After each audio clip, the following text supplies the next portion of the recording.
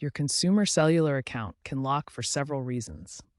Let's explore the main causes and understand why these security measures are in place. One common reason is multiple failed login attempts, typically after 5 to 10 incorrect tries.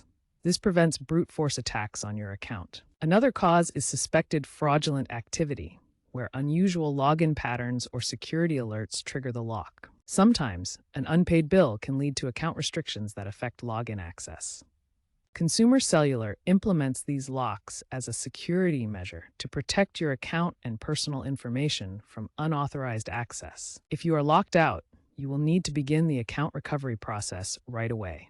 The primary method for unlocking your Consumer Cellular account involves a password reset. Click Forgot Password on the login page. You will be asked to verify your identity, usually by answering security questions or receiving a 2FA code via SMS or email.